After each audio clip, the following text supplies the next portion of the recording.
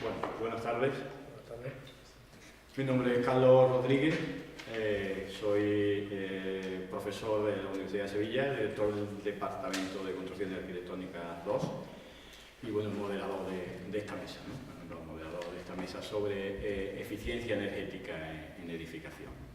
Yo creo que el primer turno, un poco por situarnos, presentarnos cada uno de nosotros, y si os parece a partir de ahí os vamos situando. Sergio, ¿te parece? Mi nombre es Sergio González, soy arquitecto técnico del Departamento de Rehabilitación de la Agencia de Vivienda y Rehabilitación de Andalucía, pertenece a la Consejería de Fomento y Vivienda. Y bueno, formo parte de un grupo de técnicos que llevamos a cabo los proyectos y las rehabilitaciones en el parque público de vivienda que gestiona la Junta de Andalucía. Buenas tardes, mi nombre es José Antonio Vizcaíno, soy gerente de la empresa Orbi, empresa local de aquí de Dos Hermanas, y nos dedicamos, somos una empresa de ingeniería y hacemos instalaciones, ejecutamos y proyectamos instalaciones y bueno, estamos aquí para aportar nuestra experiencia y nuestro conocimiento a esta mesa que nos habéis citado y poder colaborar en el buen fin de la misma.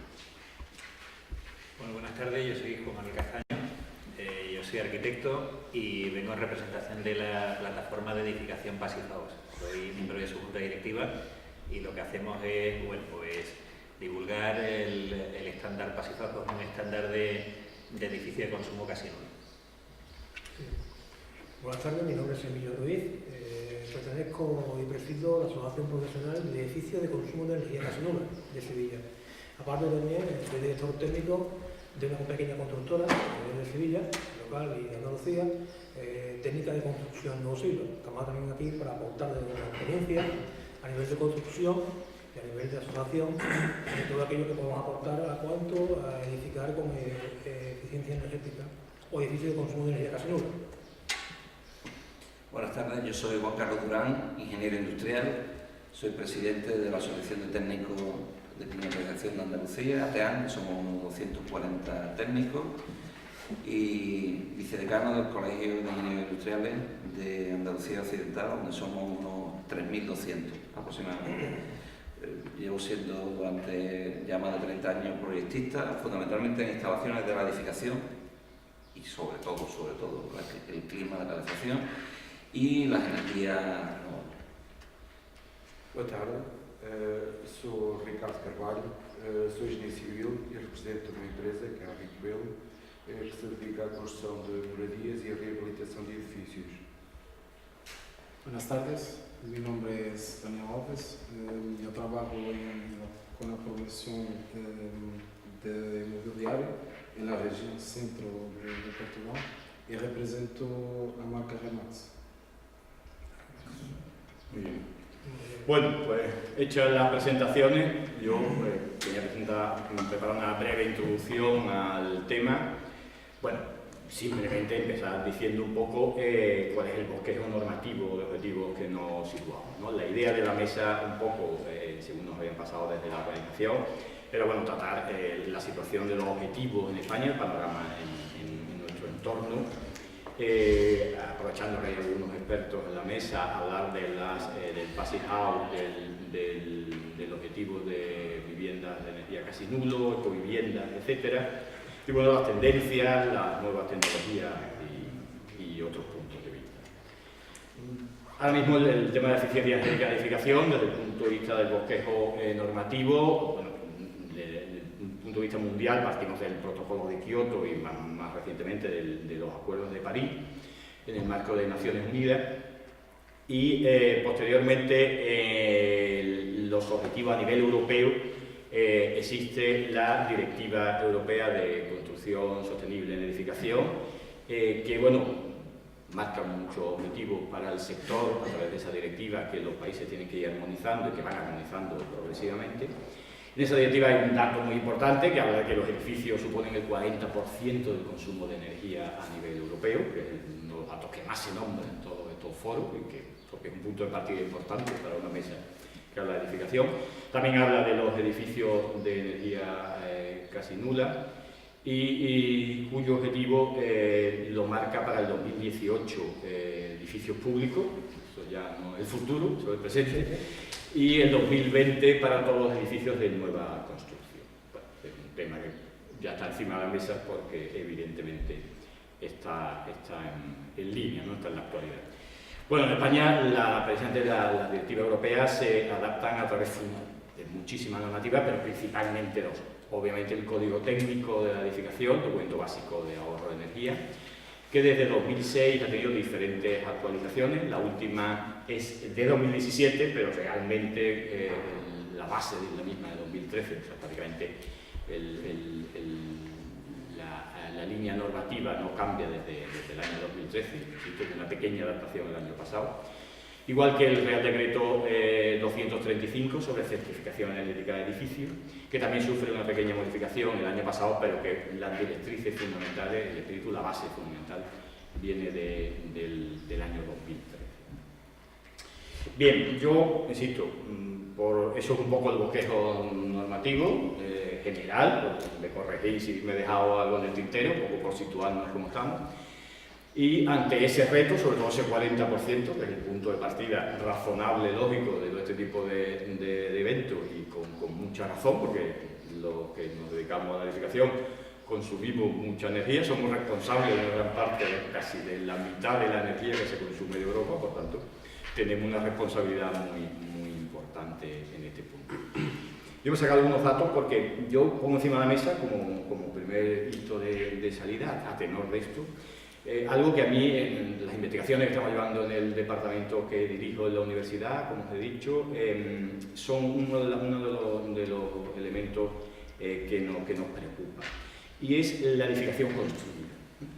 ¿Por qué la edificación construida? Bueno, la edificación construida por unos simples datos, ¿no? En España hay 25 millones, casi 26 millones de viviendas, según el INI, el censo del INI, de los cuales solo 500.000 se han construido prácticamente con criterios energéticos. A partir de 2009, el primer código técnico donde introducía algunos criterios energéticos, pero bueno, se parte de 2009 como parece la línea en la que los criterios energéticos pegan un salto cualitativo importante. Entonces, desde 2009 hacia acá, es verdad que hemos estado en plena crisis del sector inmobiliario, el número de viviendas es 500.000, que supone el 2% aproximadamente del total de viviendas. Y la rehabilitación, que también estaría incluida en todos los objetivos de la normativa que hemos citado antes, pues mucho menos. La rehabilitación supone en torno a mucho menos 70.000 viviendas en ese periodo, que sería 0,3%. En definitiva, 2,3-2,5% de las viviendas son las que se han construido con criterio energético. Por tanto, el planteamiento futuro de cara a la nueva normativa, a la nueva planta, es muy importante, pero por muy bien que nos vaya los próximos años, como toca madera, y ojalá que sea así, sobre todo todos los que estamos aquí, los mejores augurios estiman que dentro del próximo quinquenio nos podemos encontrar efectivamente con un parque de un 7-8% de viviendas construidas con criterio energético, pero el 90 y tanto, ahí no se ponen de acuerdo, 92-93% de las viviendas siguen siendo las que son, ni nueva planta ni rehabilitadas, incluyendo, insisto, la rehabilitación, hablando de 70.000 viviendas, el año pasado fueron 7.000 viviendas las que se rehabilitaron en toda España. Por tanto, aunque eso se incremente fruto de la salida de la crisis económica e inmobiliaria, no parece que la cifra vaya a ir mucho más allá del 10% de viviendas con criterio energético. Entonces, la primera gran pregunta es ¿qué hacemos con el 90%? Claro, que con esto no salvamos la piel. El 40% de energía que seguimos gastando pues, bajará un 10%, con lo cual nos quedaríamos en el 36% de la energía gastada. Pero es decir, el planteamiento, que creo que se entiende, es que el grueso de la edificación no está ahora mismo al amparo de la normativa vigente ni de la que está prevista para los próximos años, por lo cual parece que el gran consumo de energía se va a escapar. Además, justamente ese volumen de edificación es donde existen, lógicamente, los edificios más vetustos, más antiguos y por tanto los que más energía consumen. Entonces, es decir, que la mayor parte de la energía pues parece que no la vamos a seguir tocando, no la vamos a seguir gastando y es difícil ahorrarla. Entonces, yo pongo eso encima de la mesa porque está claro que ahí la espada de Damocles está sobre los técnicos Lógicamente, porque nos van a preguntar que a todo el mundo le parecerá muy bien ahorrar energía, pero no gastarse mucho dinero en este empeño, ¿no? Entonces, obviamente porque no podemos empezar la casa por el tejado y el objetivo tiene que ser amortizar los costos de inversión energética en un periodo de retorno razonable, ¿no? Y le decimos a cualquier propietario, evidentemente, que tiene que invertir y que va a recuperar la inversión en 90 años, pues nos mira con cara de pez y nos dice que le parece muy bien todo lo que hemos estudiado, que hemos investigado, todas las tesis doctorales que tenemos hechas, la universidad y todo, pero que él va a seguir encendiendo la luz y poniendo su aparato de aire acondicionado hace 15 años que funciona perfectamente y que esta tarde ya lo tiene puesto en su casa. Entonces, claro, ahí tenemos que ser imaginativos, tenemos que pensar, porque obviamente el reto está en ahorrar menos energía sin que eso necesariamente suponga algo inviable para cualquier usuario, ¿no? Para cualquier propietario de edificio. Bueno, pues el punto de partida, como encima de la mesa, no sé quién quiere tomar la palabra, Emilio, por ejemplo, lo veo inquieto.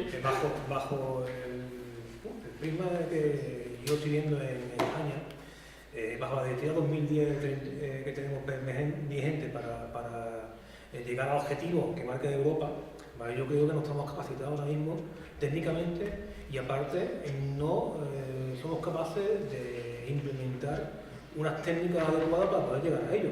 Porque el Código Técnico todavía tiene que sufrir una nueva modificación en el 2018 para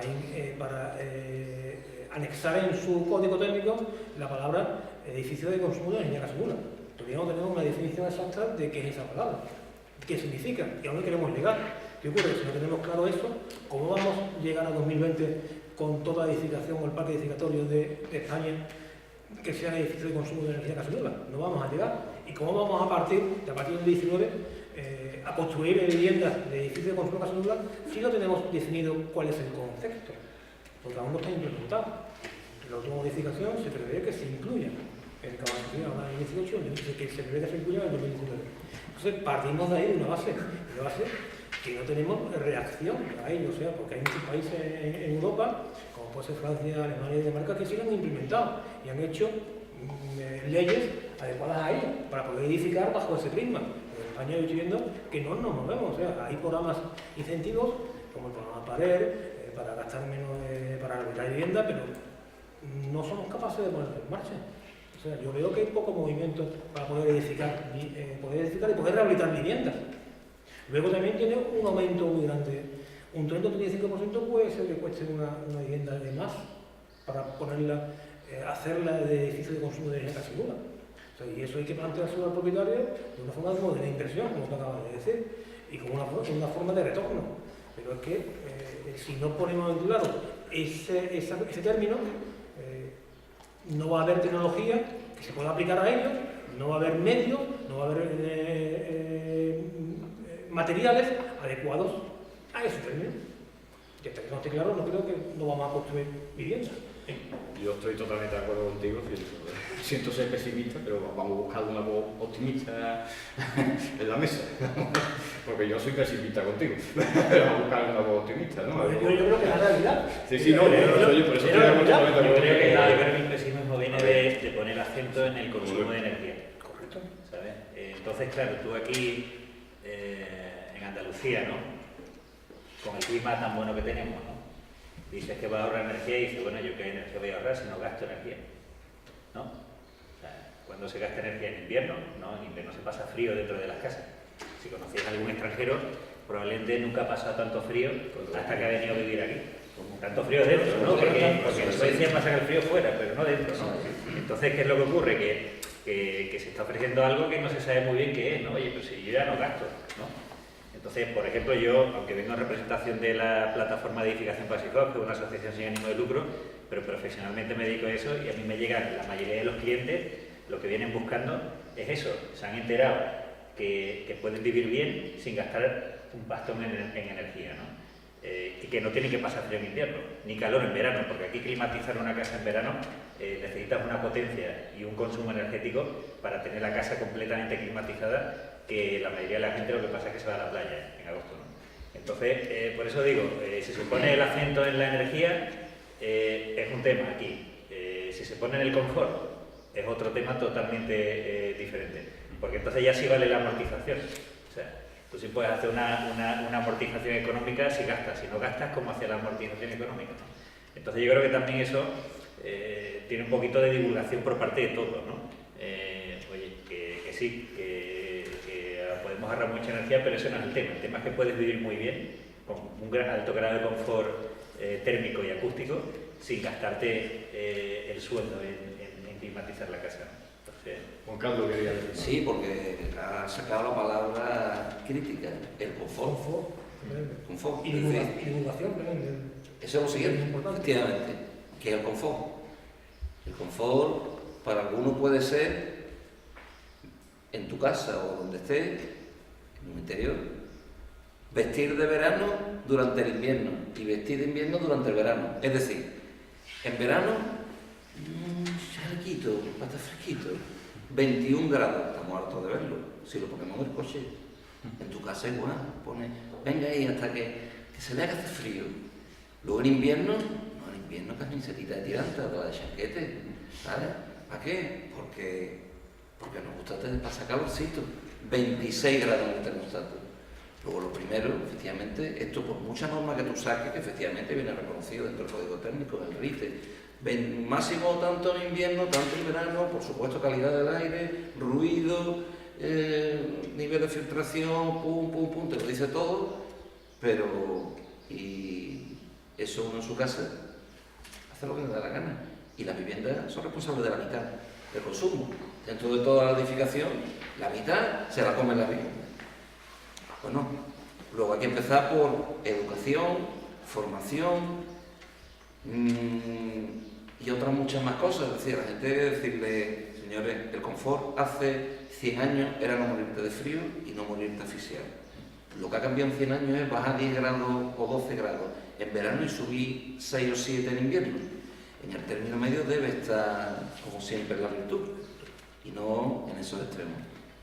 Fijaros, pasando a otro tema de la rehabilitación, resulta que sabéis que desde hace un par de años, con la excusa del cambio climático, pero bueno, la que está ahí, pues cuando llega esta fecha salen los niños en los colegios diciendo que se mueren de calor. De chico pasaba el mismo calor, pero aguantábamos, porque el confort era un concepto distinto hace 30 o 40 años que ahora. También influye una cosa, pero empecemos por ahí. Bueno, pues, claro, la presión, los votos, hacéis fuerza y dice, bueno, pues venga, vamos a consultar esto a los ambientalistas, que yo no sé dónde se estudia, pero entiendo que debe ser algo importante. Aquí no hay, no me parece ninguno, pero debe saber de ambiente, claro, lógico. Oye, pues venga, vamos a hacer unas medidas para que en los colegios no se pase ni calor ni frío, que cueste lo mínimo, y si puede ser solo con medidas pasivas, sombrita, aislamiento, un poquito de ventilación, y si hay que poner equipos de calefacción o de frío, que se compense con energía, alguna fotovoltaica que pongamos renovable. Ya, pues venga. Y sacamos la ley, estamos, y ahora está en trámite. Le quedan 3 semanas y empiezan a llamar expertos. Antes de ayer llegamos y le decimos, mira, con simulaciones, resulta que en un sitio con la severidad climática, que viene así recogida en el código, de Sevilla, es imposible con medidas solo pasivas tener temperaturas inferiores a 30 grados en un colegio el 1 de junio. Imposible. Es imposible si no pones un equipo de clima y desde luego cuando le echas los números le dices, bueno, si eso es lo que queréis conseguir, necesitáis del orden de 1.200 millones de euros. 2 vueltas para atrás de todos los diputados, porque esto se creía que del tirón y vámonos que nos vamos en 2 años, esto se resuelve. No. Es decir, que el problema de que estamos hablando de la rehabilitación o de la vivienda existente, o en este caso edificios existentes, eso son los grandes consumidores por un lado, pero también los grandes espacios donde no hay confort. Demandante de confort. Eso tiene un recorrido grande. Lo dejo ahí para seguir hablando. A ver, en el flanco, Antonio, Si me permitís, un poco me lo habéis puesto a tiro, porque hemos hablado del consumo, del confort y de las medidas activas, porque las pasivas sabemos que se agotan. Y ahora estábamos hablando de un colegio sabemos que tiene altas cargas internas durante un periodo determinado durante la mañana, que necesita de sistema activo por temas de calor latente, sensible y tal. Poniendo el dedo en la llaga en lo que estaba diciendo al inicio Carlos, del gran parque público que tenemos que rehabilitar, y en el ejemplo de la vivienda, cuando se empiezan a implementar medidas pasivas vemos que se agotan, y más aquí con la demanda de refrigeración que tenemos en periodo estival, ¿no? En el clima severo, como puede ser Sevilla, Córdoba, más al interior, ocurre de que empiezas con los programas de simulación, efectivamente empiezas a implementar medidas y llega un momento que el frío lo atacas aislando, pero llega un momento que empiezas a tener un empeoramiento de la refrigeración, con lo cual dices, es el momento de meter un sistema. Y vamos por el buen camino. Primero reducimos la demanda y luego ponemos sistemas que sean muy eficientes, pero tenemos que meter sistemas. Pero claro, en un colegio, bueno, pues quizás igual el retorno para el uso que tiene el periodo, tal, pero si nos centramos en una vivienda, ocurre que en el parque público de vivienda que tenemos con las dimensiones que tienen y especialmente con la altura suelo-techo, el problema radica de dónde metemos esas instalaciones. Porque en vivienda nueva, como estábamos hablando, bueno, podemos hacer esfuerzos, tú proyectas sobre la base de la nueva normativa, pero en lo ya construido, como hablábamos antes, en lo ya construido disponemos del espacio que disponemos. Y podemos ponerle todas las pieles que podamos por fuera, una ventana súper aislada, pero ahora empezamos con un problema añadido, que tenemos una vivienda muy estanca, que no ventila. Empezamos a alcanzar niveles alarmantes de calidad de aire interior en CO2 o condensaciones, con lo cual es el momento de decir, voy a poner un recuperador de calor. Y en una vivienda con altura de suelo-techo 250, ¿dónde metemos un recuperador de calor que me dé servicio a todas las estancias vivideras de la vivienda? Ese es un gran hándicap que tenemos, porque en nuestra experiencia de las rehabilitaciones, las medidas pasivas ya las hemos implementado en muchos sitios, ya es como algo que a diario en Abra, en la agencia de vivienda, es algo que es lo básico ya, pero ya estamos tocando algunas cosas, sistemas, y al final siempre nos decantamos por el tema de la termosolar, porque a la hora de implementar las simulaciones te dan unos buenos beneficios, que es lo que persigue la normativa y por la cual nos podemos financiar con los fondos FEDER, porque te piden unos requerimientos, unos objetivos de ahorro energético, de cambio de clasificación, que se alcanzan. Pero sin embargo, el tema de la calidad del aire es un reto a batir, porque hemos tenido algunas experiencias de que en climas con una severidad de invierno alta, que hace mucho frío, cuando ponemos ventanas más estancas, además tienen que ir acompañadas de unas políticas de asesoramiento, de educación al usuario, porque antes la ventana de ese usuario, la ventana ventilaba sola porque no era estanca. Pero ahora hay que enseñarle a que la vivienda hay que ventilarla, al menos 15 minutos por la mañana como mínimo, porque si no empiezan a aparecer condensaciones en fuentes térmicos que antes no teníamos. Entonces hemos eliminado un problema, pero creamos otro. Y la calidad del aire, creo que podemos estar hablando conmigo, forma parte del confort de la vivienda, pero no se palpa como el tema de la temperatura. No solo el confort, de la salud, ¿sabes? Porque con el tema del confort, que parece que es un lujo, ¿no? Parece que vivir dentro por encima de 12 grados, que en vuestras viviendas, las monitorizadas en Granada, Servando Álvarez enseñó unas gráficas terroríficas, ¿no? Con el clima tan bueno que tenemos aquí, entre 12 grados en invierno y 32 en verano dentro de la vivienda, ¿vale? Claro, ¿esto qué es lo que ocurre? Que cuando estás a 12 grados en invierno dentro de la vivienda, con hongos y con condensaciones, la calidad del aire y la calidad de la salud que tiene es paupérrima, ¿no? Y en verano lo mismo, una persona de 80 años a 32 grados dentro de la vivienda, pues probablemente tiene muchas posibilidades de que le pasen muchas cosas, ¿no? Entonces, el confort, claro, no es un lujo, ¿no? Por eso se evoluciona eso. ¿Qué es lo que ocurre? Que tú tienes toda la razón. Podemos aislar mucho, cambiar la ventana, o cambiar la ventana primero, y hace un batiburrillo que al final, en vez de haber solucionado algo, hemos empeorado algo. Totalmente de acuerdo. Tú cambias una ventana y ya hay una barbaridad de ventanas cambiadas con incentivos de no hace mucho, que están enmohecidas alrededor, tremendas, ¿no?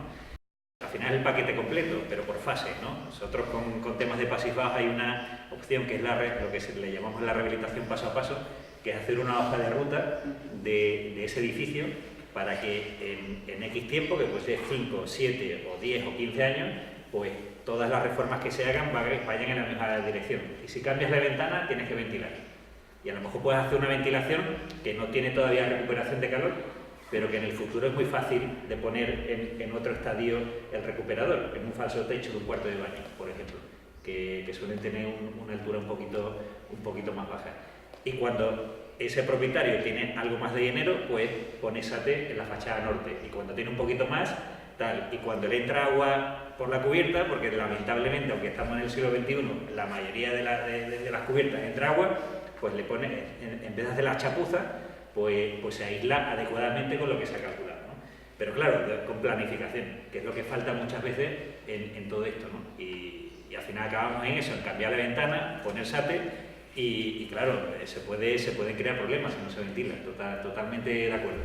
Y son problemas energéticos, por eso yo decía que al principio, que cuando tú pones el acento en la energía, las cosas se ven de una manera, cuando lo pones en el confort, ya eso te afecta a la salud. Y es muy interesante una experiencia británica del sistema sanitario británico, que lo que querían era bajar el gasto sanitario, y la conclusión de ese estudio es que se bajaba el gasto sanitario haciendo rehabilitación energética, ¿vale? Porque tú, si mantienes a la población viviendo en ambientes insanos, enferman, son menos productivos, PIB, o sea, tú aquí ya puedes trazar todas las conexiones que quieras con la economía, con la salud, con todo, ¿no? Entonces, claro, por eso decía el confort, pero no como un lujo, sino como una necesidad de la sociedad, ¿no? Sí, pero yo creo que el confort como no hay, aquí yo creo que en España, ya hablo a nivel general, lo que falta es divulgación. En el 2014 hubo una campaña de divulgación para edificios de consumo de energía gas nulo, pero yo no he vuelto a escuchar más ninguna divulgación a través de los medios de comunicación ni a través del Estado. Lo que sabemos es lo que sabemos, por lo poquito que sabemos, porque el programa tenemos al alcance de todo que hay incentivos para el tema paredes, para el tema de PIB, para el tema de cambiar coches, cambiar tractores, reformar hoteles para ahorrar, pero no hay divulgación y por tanto la gente lo que entiende, la gente de aquí lo que entiende es que el confort es caro. Y no entienden el confort como la salud, entienden el confort como darle al botón, un currito, te bajo el torno, te enciendo la luz, te bajo la ventana, te pongo el clima, te bajo la cornilla, pero no entienden el confort como salud. O sea, y eso radica desde el punto de vista de que no hay divulgación. Si se divulgara, si hubiera un medio de divulgación, esto...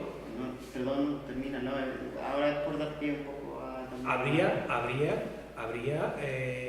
mayor cantidad de personas concienciadas, porque lo que hay que hacer es concienciar a la ciudadanía de que la salud, el confort, no cuesta dinero.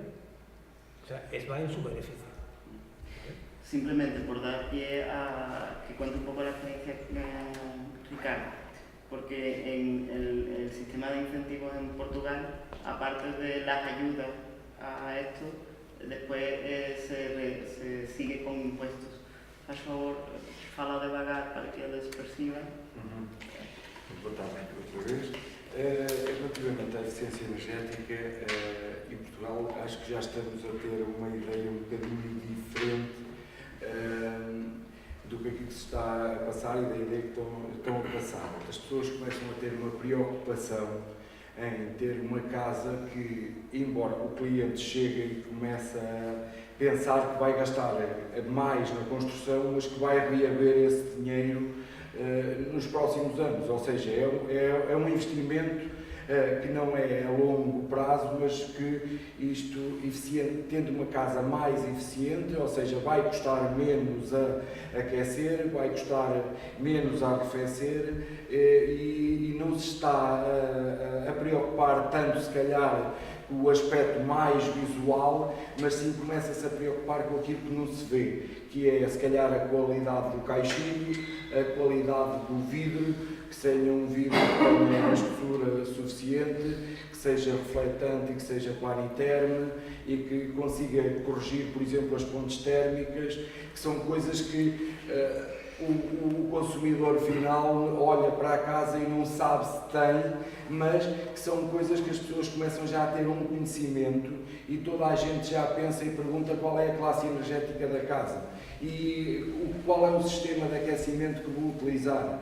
Aqui há cerca de 15, 20 anos, a maior parte dos aquecimentos centrais em Portugal eram feitos através de caldeiras a diesel.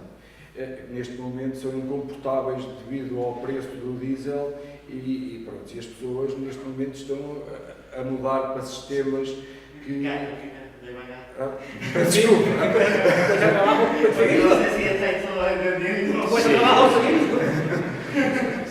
As pessoas estão a ter o entendimento de mudar para uma energia que seja mais limpa, o que faz também que quando nós estamos a pensar num sistema energético para a casa e depois já vamos classificar, desde que seja uma energia limpa, a classe energética vai ser superior. Neste momento, qualquer edifício novo que esteja a construir agora, a classe energética não pode ser inferior a B-, ou seja, temos que, pelo menos, o patamar mais baixo terá que ser B-. Temos também na parte do edifício reabilitado. O que é que acontece? Toda a gente portanto, o Estado tem comparticipação, faz uma comparticipação que é a nível de taxa de juros. As pessoas que chegam, é feita uma avaliação inicial, portanto, à classe da habitação, depois é feito todo esse projeto e o que vai acontecer no meio disso tudo é que se subir o patamar energético, ele tem ou seja, é-lhe financiado, ou seja, ele tem esse financiamento sem taxa de juros.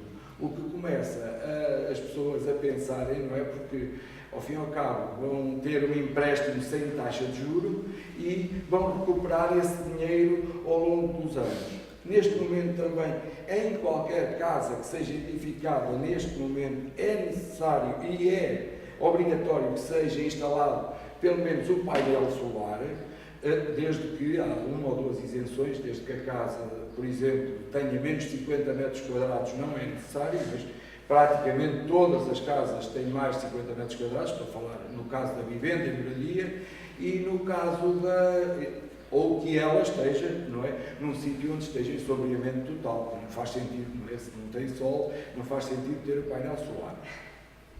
De resto, eu na minha atividade, se calhar a grande percentagem dos meus clientes são holandeses, alemães, belgas, portanto, ingleses, e normalmente esse cliente tem uma educação um bocado diferente até da portuguesa, que às vezes as pessoas também se preocupam um bocado com aquilo que se vê, com aquilo que se mostra. E essas pessoas vêm muito mais informadas do que propriamente nós, Portugal, estamos. E essas pessoas, quando nós falamos na habitação, a primeira coisa que eles se preocupam é sim com aquilo que não se vê, com o conforto que vão ter e com aquilo que vão gastar, tanto a aquecer como a arrefecer a casa. É uma mentalidade diferente, tenho lidado com isso, acho que estão muito mais preocupados do que nós estaríamos, não é? Eu se calhar há 5 ou 6 anos havia pouca gente que se calhar se preocupava com pontes térmicas. E porque é que eram corrigidas as pontes térmicas? E porque é que um peitoril de uma janela levava o perfil de PVC portanto, a separar a parte de dentro com a parte de fora? E essas pessoas chegavam cá já com esse conhecimento e com a vontade de inovar e de fazer melhor e de pensar numa energia mais limpa e de conseguir manter o conforto dentro de casa sem gastar tanto, porque pronto, toda a gente consegue chegar e aquecer uma casa de inverno. É chegar, imagino, pode ter a caldeira ligada todo dia. Não é isso que se pretende. Nós pretendemos ter o conforto, gastar o menos possível e conseguir viver bem sem estar a despender de grandes quantias monetárias. E desculpa, os impostos. Quando já descontam os impostos depois da Relativamente àquilo que o Alonso estava agora, vamos se calhar passar um bocadinho ao lado, para esse ponto que é o seguinte, isso é aquilo que eu queria falar sobre os impostos, é o seguinte, nas áreas de reabilitação urbana, chamadas ARU em Portugal, são, portanto, os municípios chegam e normalmente são centros históricos, e, ou seja, onde há o património mais antigo da cidade ou da vila. O que é que acontece? Para os edifícios não ficarem debilitados, o que acontece é o seguinte, também é feita uma peritagem inicial para saber qual é o nível de conservação do edifício, é dado esse nível de conservação, feito por um técnico acreditado para o assunto, a pessoa requer, depois de se dar, portanto, esse nível de classificação, é feito o projeto e é executada a obra. Sendo executada a obra, é feita uma peritagem final, onde se a casa subir 2 níveis de conservação, o nível, portanto, os impostos que estão a ser praticados em Portugal para a construção nova, como vocês sabem, é 23%. Aí, se nós conseguirmos subir esses 2 níveis de conforto, o imposto desce de 23% para 6%, bem como ajuda-se em licenças municipais e outro tipo de ajudas que os municípios participam para que nós tenhamos um património central mais bonito e edificado, que não seja o abandono, não é, das casas portanto, com maior número de anos e começam a deixar. E o que acontece é que os centros históricos começam a ser, portanto, procurados, mesmo por esse tipo, são 17% de diferença só na taxa, só no imposto, não é? E visto que se nós em Portugal praticamos 23%, é 1/4 do valor da construção que vai para impostos e que desce significativamente, é possível para o cliente final. Obrigado. José Antonio, que nos habíamos dado. Yo quería poner un poco en la llaga, porque estamos manejando conceptos teóricos, que todos estamos alineados, todos estamos de acuerdo, pero el problema en el negocio de la edificación, sobre todo en la nueva planta, es que siempre intervienen unos actores que es por un lado el promotor, por otro lado el constructor y por otro lado la persona que compra. Y en el proceso de construcción de una vivienda, por desgracia en España, en ese proceso de definición de la vivienda final, lo que prima es el precio del metro cuadrado. O sea, yo hablo en mi experiencia y participamos, por suerte, en muchas promociones de esa índole y no hay preocupación por el confort, no hay preocupación por la eficiencia energética y lo único que preocupa es el precio. Es decir, esto es un negocio y ahí es donde tenemos que hacer hincapié. Porque en España no se hace nada que no sea absolutamente necesario para legalizar la vivienda. Y esa es la triste realidad. Esa es la triste realidad de este país. O sea, esa es mi visión de todo esto, porque el promotor lo único que se preocupa es de que el negocio sea rentable y de que la vivienda sea de una calidad relativamente adecuada al precio al que vende y competir en esos términos. No se compite en eficiencia energética, no se compite en confort. Pero, según tus palabras, todo lo que venga base imposición normativa va a tener esa es la triste realidad que yo vivo cada día. Y no solo en la vivienda. O sea, por desgracia, estamos haciendo edificios públicos y percibo lo mismo. O sea, percibo prácticamente lo mismo.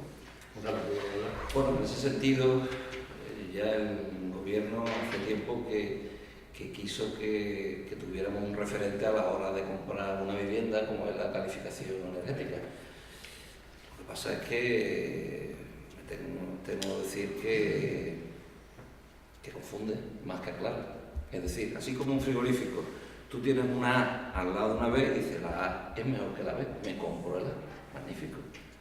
Tú te coges una vivienda y dices, uy, esta es clase A y esta es clase B, me compro la casa A, y luego te das cuenta que consume económicamente el triple que la otra. ¿Esto cómo es? Me han engañado, ¿no? Es que esa tenía una caldera de biomasa y es clase A, y esa pues tenía una porquería de caldera de propano y es clase B, pero claro, el propano o el gas natural en este sitio sale a la tercera parte del precio que la biomasa. Y claro, ya coño, me compro una y ahora gasta más. Dios mío, ¿esto qué es?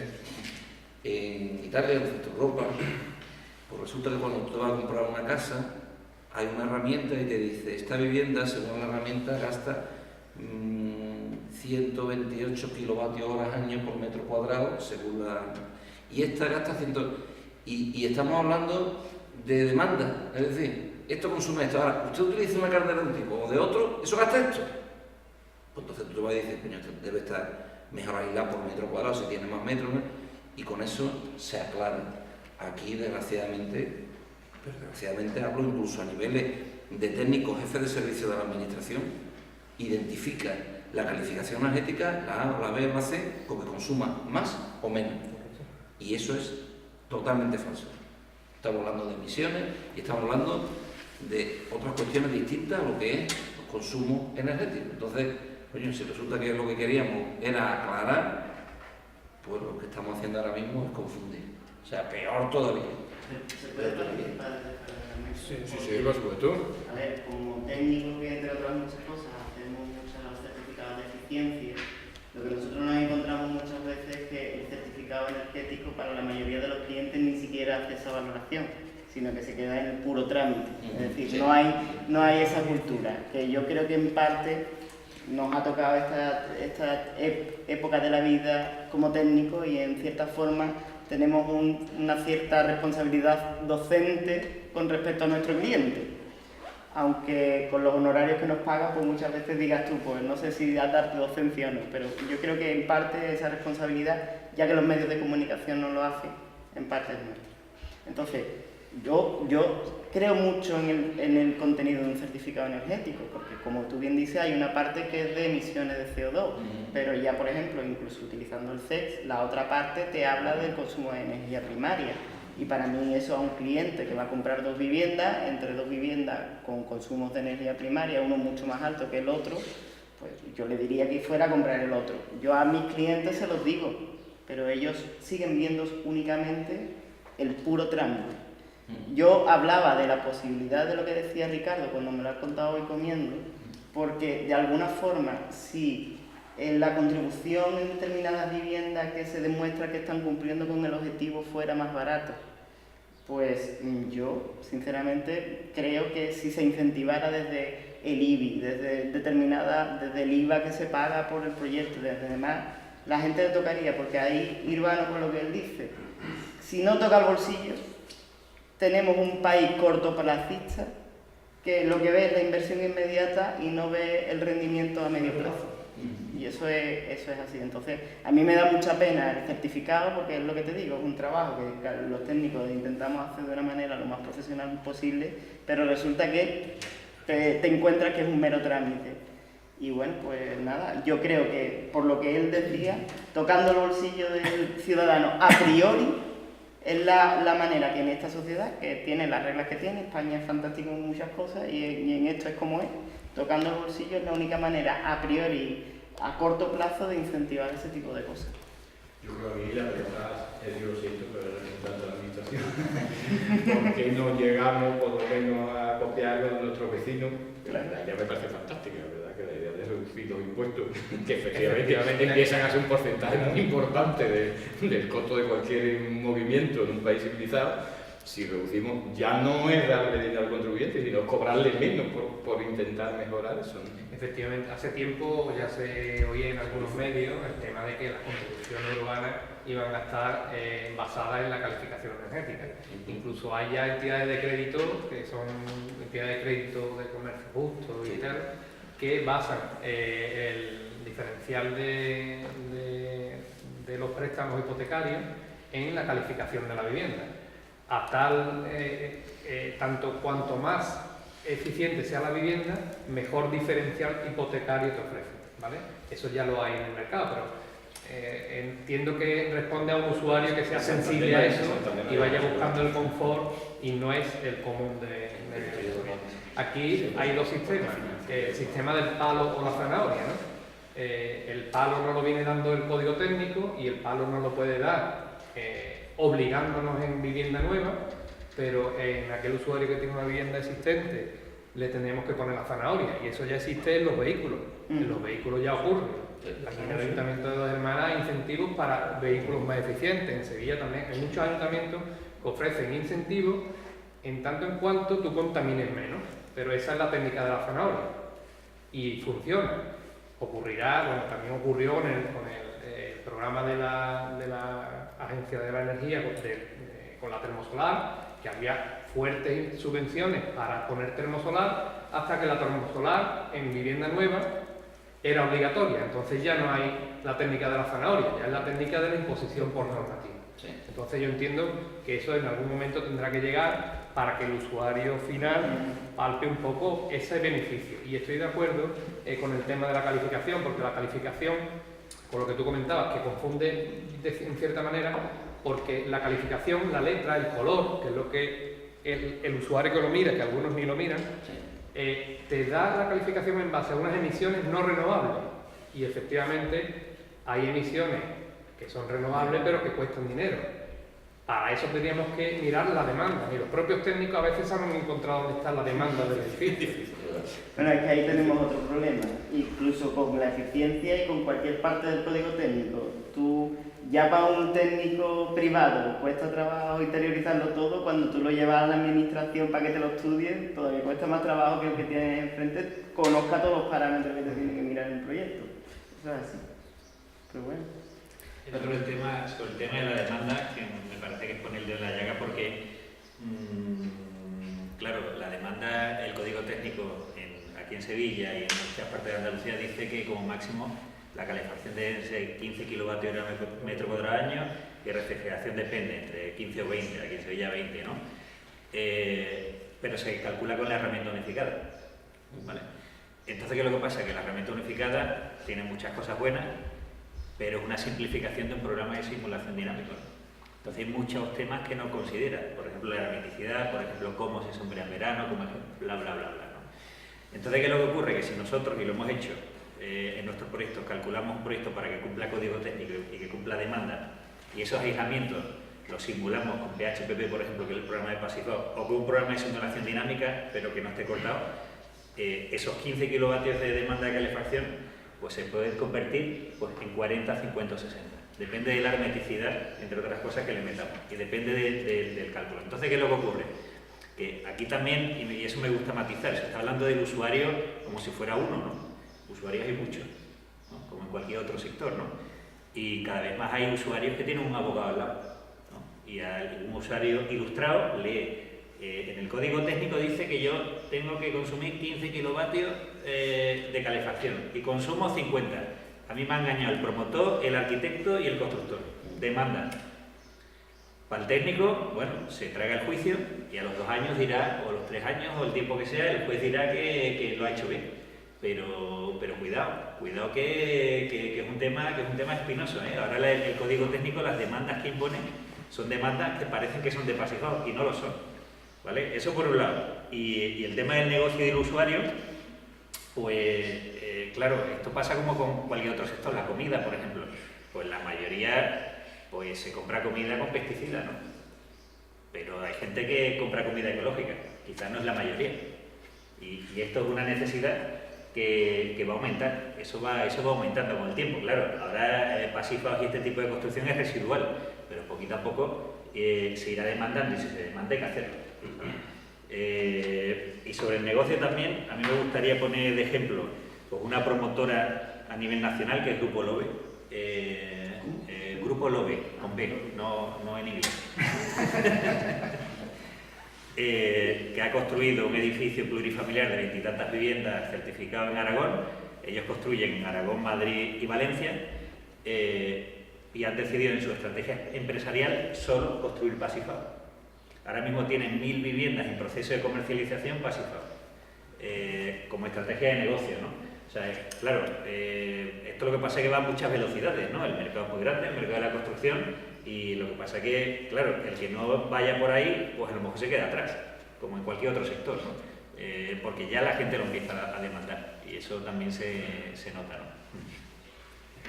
¿Qué novedades nos va a traer el Código Técnico, la nueva edición? ¿Quién tiene alguna pista sobre el tema? Hay mucha rumorología, pero no hay todavía gran cosa. ¿Tenéis alguna noticia? Lo dice lo que puedo leer así, eso, lo de inclusión de la palabra. Sí, bueno, eso ya la terminología ya aparecía en la última edición del 17, pero parece que lo van a introducir como los límites del consumo de energía casi. Pero no se sabe muy bien por dónde van a ir, se supone que endurecerá la exigencia de los edificios. Tenemos que llegar al 2020. Y si nos endurecen, no vamos a llegar. Aunque parece que estamos llegando, ¿no? Se dicen los números. Sí, parece que también se quiere hacer algo también un poquito más duro en lo que tiene que ver con las renovables.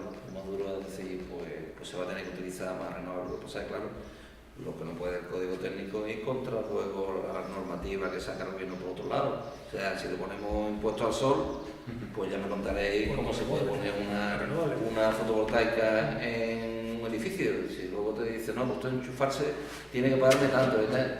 Es que me cuesta el dinero. Eso sí, eres clase A, pero te cuesta aquello mucho más dinero. ¿Qué hacemos?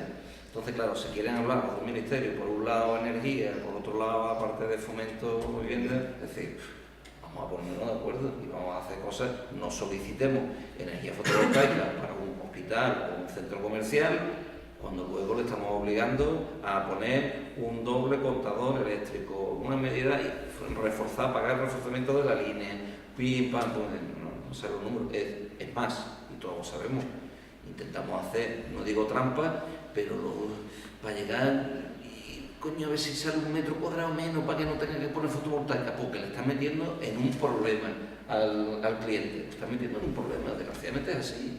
Entonces, bueno, ¿cuándo por fin vamos a tener nuestra ley del balance neto? Que podamos producir y, oye, aquello que en una vivienda o un edificio nos sobre, lo echamos a la calle. Ya podremos entonces hablar posiblemente de edificios de energía nula, de consumo nulo. Positivo. Claro, incluso como serán positivos. Entonces, usted, o incluso secretario que llega al mercado y compra lo que se llama en Europa los PPA, los Power Purchase Agreement, es decir, acuerdos de compra de energía eléctrica fotovoltaica de alguien que tiene una central en Rabanillo de al lado y dice, no, yo es que aquí tengo una azotea pequeña, pero allí he comprado 2 hectáreas y yo lo meto en la red y eso es mío, y he comprado PPA, todo lo que da eso es mío. Así que este edificio, con su repercusión, no solo es nulo, sino que además es positivo. Usted fomente eso, porque además todas las casas comerciales, por ejemplo, que tienen hoy nombre, tienen su departamento de responsabilidad social corporativa, como sabéis. Es decir, tú te vas a una empresa, no sé, un N, que te va a empresas que facturan miles de millones. Y ahí es muy importante vender sostenibilidad, ecología, verde, el sol, porque eso vende. Sí, bueno, por ejemplo, entonces, ¿y qué haces para eso? Pues el horizonte que tienen las grandes empresas es que en el año 2030 la mayoría de ellas no consuman nada más que energía renovable. 2030. Eso es así, es decir, nosotros nos consulta, ¿es viable una empresa que utilice combustión y además electricidad a lo bestia llegar a ser totalmente renovable? Sí, completamente. En la parte eléctrica, lo que estamos diciendo, compra los PPA y pon, evidentemente al lado de la fábrica no, pero vete ahí a un pedregal y monta una central fotovoltaica y compra los derechos. Y en el calor, pues usted puede hacer usted biogás de cualquier vertedero o demás. Puede usted captar energía solar térmica y llevarla hasta 400 grados y convertirlo eso en, ¿qué quiere usted? ¿Fluido térmico a 400 grados? Se puede. A base de ese abanico de medidas se puede ser renovable en cualquier tipo de industria, de edificio, de vivienda, lo que se quiera. Pero evidentemente para eso hay que ayudar. Ahora, si salen, Dios lo quiera, los presupuestos generales del Estado, se liberan 320 millones de euros para estos menesteres, es decir, para que la gran industria empiece ya a cambiar. Después de la industria vendrán los grandes edificios. Evidentemente, coge una industria, un Persán, un Heineken aquí o cualquier otra grande en España, coge una gran industria y con una sola medida eres capaz de ahorrar, pues no sé, 30, 40 gigavatios hora año, para lo cual necesitas pues 3 barrios, 4 barrios enteros. Con eso ya se empieza, además, a dar ejemplos, a enseñar el camino. Y que no solo sea responsabilidad social corporativa, sino que ya sea conciencia de la gente, la que existe en Centro Europa. Pero mis hijos estuvieron en el colegio alemán, de aquí, y allí los alemanes venían y decían: ¿quién es el representante de la Comisión de Medio Ambiente? ¿Cómo? Sí, del reciclaje y no sé. Bueno, es que allí en Alemania, en todos los colegios, tenemos nuestra clase de... Claro, en Alemania existe esa conciencia social de cuando tú llegas allí y le preguntas a ti: oye, efectivamente para dentro del edificio no se podía, tu casa no se podía revestir más, no se le podía dar más aislamiento. Pero es que resulta que el tío lo echó para afuera y le ha metido una cuerda de aislamiento por fuera de la casa. La madre que lo parió. Oye, ¿y esto en cuánto lo va a amortizar? Y hace así, me mira, que por aquí en julio y eso, hay veces que damos calefacción y tal, pero ¿y tú en cuánto tiempo tardas en amortizar un sofá? Y te da con el paso cambiar, claro. Tú cuando te compras un sofá piensas en el número de siestas, en el número de empujones furtivos o similares que da. No, te lo compras porque es una necesidad, porque entiendes que un sofá te da confort, te da... Y es bueno, ¿eh? Pues allí dicen: no, es que ahorrar energía es para siempre. Y esto pues, puede durar, pues, ¿qué va a hacer el número? ¿20 años? No, 50 o a 60, 80, seguro que se amortiza, porque los números del que vende esto dice que no está. Y el tío no se plantea, esa conciencia es la que hay que crear. Y para eso se necesita divulgación, para eso se necesitan líderes, para eso se necesita pues que vayamos todos por el mismo camino. Y bueno, ya que en los coches hemos aprendido que porque en Madrid los coches que tengan una vez no entran, pues que hay coches que sí dejan entrar, sí, porque no contaminan. Ahora, pues yo quiero uno de esos. Pues mira, poquito a poco. Pues si la vivienda nos dejan ponerla en la puerta, también como en los coches, un farolito con una A o una B y tal, este es bueno, este es mala persona, porque contamina, este tiene un sofá muy bueno, pero es una mierda la casa. Eso tiene un matiz también, que no contamina depende cómo lo recargues, ¿no? Sin duda. Sin duda. El origen de la energía es 100% renovable, fotovoltaica, sí, eólica y tal, pero claro, si el otro día vi un meme típico de internet, ¿no? Es como decía, como un vegano cuando come carne a escondida, ¿no? Entonces era un vehículo eléctrico alimentado con un generador a gasoil.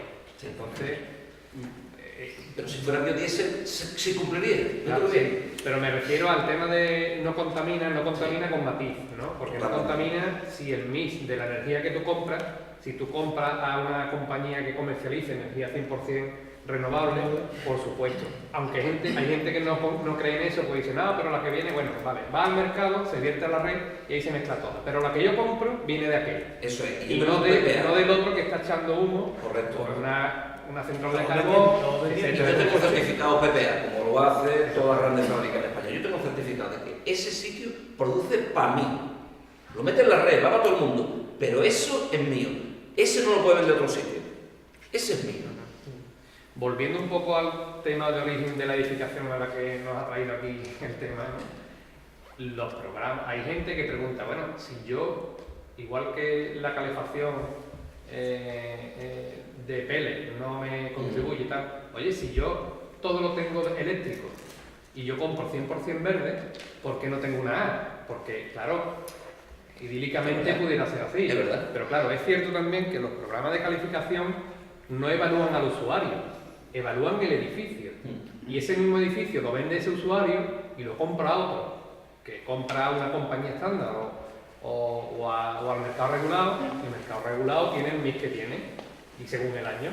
Entonces, ¿cambiaría la calificación del usuario o del edificio? Es que también eso hay que ponerlo sobre la mesa, porque una cosa es la calificación del edificio con un usuario estándar y con un mix eléctrico que es el que tenemos, y otra cosa bien distinta es el usuario responsable que es el que todos tenemos en mente, que trata de comprar una vivienda pasiva, que compra comida ecológica, que educa a sus hijos en el tema del reciclaje, etcétera, etcétera. Eso es lo que hay que perseguir, pero eso, la normativa va por otro camino, la normativa va por la generalidad de la sociedad y de la edificación. Al final, el que consuma una vivienda más o menos depende de las personas que lo habitan. Puedo tener una vivienda poco eficiente, pero hacerla eficiente consumiendo razonablemente. Puedo tener una casa pasiva y yo soy pasivo, puedo hacer que esa casa consuma mucho. Sí. Por eso es interesante el tema de las monitorizaciones, ¿no? Sí. Que resulta que las casas del con código técnico no se monitorizan, sin embargo las casas pasivas que se construyen sí se monitorizan, ¿no? Y hay cientos de monitorizaciones, ¿no? Entonces es interesante ver cómo es el perfil de uso a nivel estadístico de edificios pasivados, ¿no? Y claro, tienes un usuario que es un auténtico desastre, ¿no? El derrochón, ¿no? Pero también tienes el opuesto, el que va por debajo, el que ahorra mucho más. Pero la mayoría se mueve en el término medio y por eso es uno de los temas por los que el estándar pasivado se ha definido así, porque es el término medio de todas esas monitorizaciones, ¿no? Entonces, sí, pero un usuario le hace una casa a uno y a lo mejor consume más de la cuenta, pero eso es fácil de detectar. ¿Vale? Pero es lo que decía antes, hay muchos perfiles, ¿no? Es igual, por ejemplo, que la monitorización de las viviendas se entiende para aquellas viviendas de alto standing.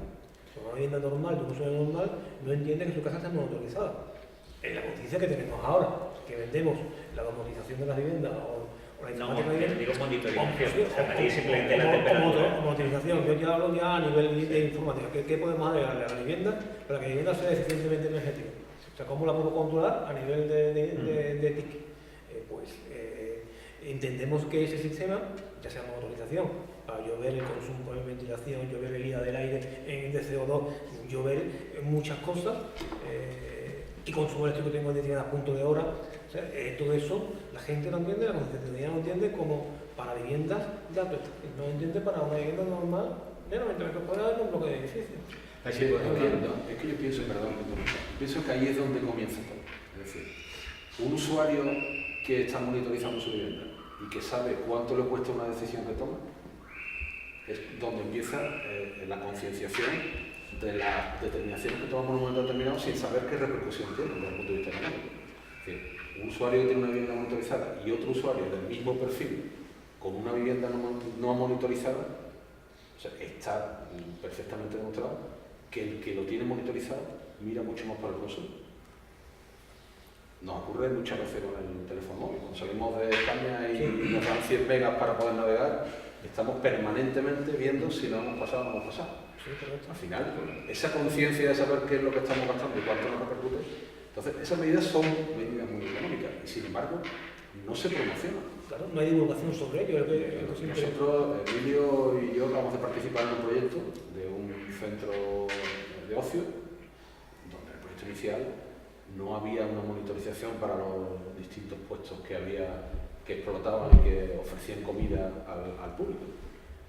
Y hemos tenido que ser nosotros, ha sido a la inversa, ¿no? Los que estamos allí haciendo el edificio, lo que hemos dicho ayer. Yo creo que aquí lo que entra es la posibilidad de monitorizar el consumo energético de cada uno de los puestos, montar un sistema de control de la climatización, montar un sistema de control de la iluminación y tener esto perfectamente monitorizado y saber en qué momento estamos en cada momento del día, ¿no? Poder tomar decisiones para llegar a esto, ¿no? Y son medidas muy económicas. Hoy en día monitorizar un cuadro cuesta muy poco dinero. Con una aplicación básica podemos tener perfectamente controlados todos los consumos de edificios. Pero el problema que encuentro de eso es que la ciudadanía, las personas de a pie, no entienden esa base. No lo entienden. ¿Por qué? Porque no hay medios de información que comuniquen, que digan que eso es relativamente económico. No hay. No sabemos lo que está en la cabeza, pero eso no lo hay. No hay otro, la gente no lo conoce. No lo conoce otro, no lo hace. Sergio, la experiencia de monitorización que habéis hecho en los planes de rehabilitación. Que por cierto, te voy a decir que hasta donde yo sé de los estudios que ya hemos hecho, el éxito ha sido importante, así, con inversiones bastante reducidas, además de los años de crisis se han conseguido ahorros hasta el 35% de la demanda en viviendas sociales. Esos planes de rehabilitación están llevando ahora en el parque público de vivienda de Andalucía los estudios demuestran que con una inversión relativamente reducida los ahorros en consumo son importantes. Y por otro lado, abundando más en las nuevas tecnologías, las TIC, se ha hecho una campaña de monitorizaciones importantes de tipo de viviendas sociales de uso cotidiano, y Sergio nos puede dar un poquito el resumen de el tema de la monitorización a nosotros nos ha sido muy útil porque veíamos, como antes apuntabas tú, el tema de que la gente pasa frío o pasa calor. O sea, de alguna forma hemos detectado aquello que se habla, que todo el mundo comenta de la pobreza energética, que en nuestro parque público existe. ¿Cuánto? ¿En qué? ¿A qué? ¿Con qué intensidad? Bueno, pues es algo por definir, porque definir la pobreza energética, ¿quién define qué es pobreza energética, no? Lo que sí está claro es que, dejando de un lado el tema económico, los términos de confort, que el Código Técnico perfectamente establece para el usuario estándar lo que debiera ser, no se cumple. Eso nos ha servido, el tema del confort de la temperatura y la humedad, por un lado. Por otro lado, hemos medido el consumo y hemos visto que efectivamente el usuario estándar es individual. Cada vivienda tiene un perfil de familia, un perfil de uso, de curva horaria de consumo, que no tiene nada que ver con lo que dice Código Técnico ni lo que nos pone el programa de calificación cuando nosotros le decimos al usuario: tu vivienda la consumirá, tu vivienda consumirá según el uso que tú hagas de ella. El ejemplo claro a nivel coloquial es: oye, ¿tú cuánto gastas en gasolina? Pues, ¿cuántos kilómetros haces tú? ¿Sabes? Sin entrar todavía qué coche tienes tú o yo o lo que consumes. Entonces eso es muy común, ¿no? De la gente se pregunta a la vecina: ¿tú cuánto has pagado de luz? Pero tú tienes el termoeléctrico. Entonces nosotros, digamos, hemos visto, como tú antes apuntabas, el tema del usuario que gasta mucho, el que gasta poco, porque sencillamente usa responsablemente la vivienda, o porque sencillamente no está, o porque no tiene para pagar. Eso lo hemos detectado. La reversión de esa información al usuario, en la siguiente campaña que vamos a monitorizar, vamos a introducir el tema de las TIC para que el usuario en tiempo real pueda ver, porque en los otros casos lo podían ver en una pantalla, pero esa pantalla no le reportaba a lo mejor el consumo a lo largo del día, las curvas horarias, pero vamos a implementar un sistema que sí puedan ver a través de las TIC, que esa información le revierta al usuario, que entre, digamos, esa capacidad de decidir, de decir, apaga el brasero, que yo ya estoy bien, que ya me quita una manga, y estamos gastando y estamos tirando la electricidad, porque un grifo abierto todo el mundo ve: niño, cierra el grifo que se está yendo el agua, pero la luz no se ve. La luz la vemos al final de mes cuando viene la factura, y nos preguntamos por dónde, ¿no? Pues entonces esa ha sido una buena experiencia que hemos tenido, y especialmente para determinar que el confort no es el que debiera ser antes y después ha mejorado. A veces es difícil establecer el ahorro por medio de esas temperaturas porque no sabes con qué compararlo, ¿no? A lo mejor te encuentras con que una vivienda ha mejorado, pero no sabes si ha mejorado a base de factura porque el señor ha puesto un aire acondicionado o sencillamente porque ha funcionado perfectamente el aislamiento pasivo que se le ha dispuesto en la vivienda. Esto complementa lo que es la motorización como elemento pasivo ya, evidentemente. No motorizáis antes, ¿no? Monitorizamos antes.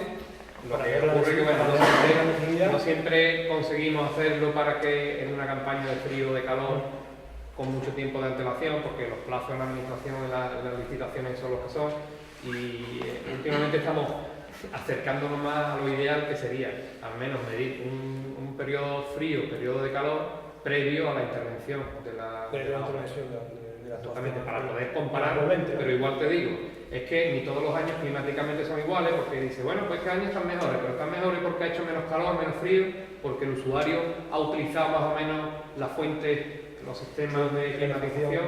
Es muy difícil, para eso tendríamos que tener un usuario estándar que siempre haga lo mismo y en el mismo clima, entonces es difícil. Es complicado. Querré poner un ejemplo de cómo con pequeños gestos técnicos se pueden conseguir ahorros importantes.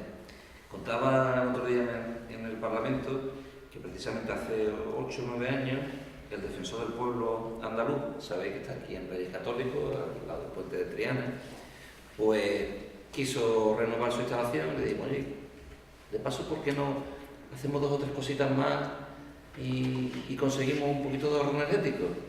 ¿Qué vamos a hacer? Pues mire, vamos a poner todos los despachos en todos una sonda de presencia, de tal forma que cuando no haya nadie, no detecte nadie, pues le va a cortar la luz, le va a cortar la climatización y le va a cortar la renovación del aire, es decir, el frío y el calor, la renovación. Incluso, un mes muy duro, bueno, pues hacemos una cosa, en verano, si tiene marcado 24, se lo subimos 3 grados para arriba y en invierno le bajamos 2.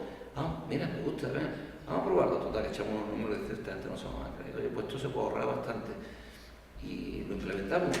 La verdad que esos gestos mínimos, porque al final una sonda, un contactito, costó más el cambio de la climatización, que ya estaba obsoleta, el R22 y tal, hubo que tirarlo todo. Los equipos eran similares, estaban lo mismo, pero esos pequeños gestos técnicos han hecho que después de 7 años hayan llegado al convencimiento de que, porque los números están ahí, consuman algo menos de la mitad.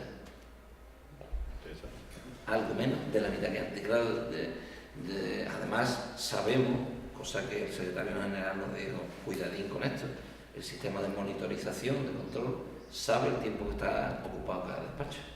No pasa nada porque verá, la gente trabaja en despachos conjuntos, va a la calle y se queda abajo en el hall porque ha llegado una persona. Eso lo sabemos todos los que trabajamos en la calle, que no siempre tiene que estar, pero claro, tú sales y tú no cortas el aire, ni la luz, porque cuesta más encenderla. Y eso de ventilar, llega aquí, vale, esto fatal, sin nadie. Tiene perro o algo de movilidad. Tuvimos algunas pequeñas protestas, porque de vez en cuando había gente que llevaba 15 minutos haciendo esto sin moverse y se le apagaba la luz. Por Dios, esto no se puede. Y le dijimos al secretario general, mira, eso es muy sencillo. Dile a la gente que practique la primera sevillana y la segunda todos los días un poquito. ¿Cómo era la primera? Ahora, con eso no te preocupes, claro, 15 minutos. Si estás así, no te mueves, para que no quieres ni que sepa que están ahí. Pero bueno, son detalles ya un poco jocosos, ¿no?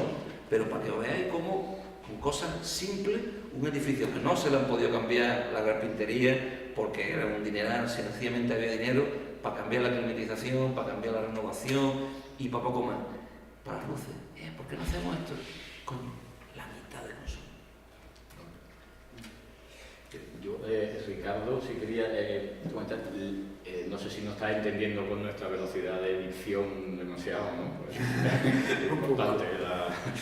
El tema de concienciación, que entiendo que en Portugal es algo mejor que el español, y la pregunta es cómo habéis llegado, siendo una cultura bastante similar a nuestra. Es verdad que el nivel de concienciación en España es muy bajo, como ha quedado patente, pero parece que en Portugal, por todos los indicadores que yo tengo, es bastante más bueno, por lo menos algo mejor que el nuestro. Mas há aqui uma coisa que nós temos de ter uma certa consciência, e que eu falei nisso. Se calhar 70% dos meus clientes vêm da Alemanha, da Bélgica, da Holanda, ou seja, são coisas, por isso é que eu estou a falar desta situação.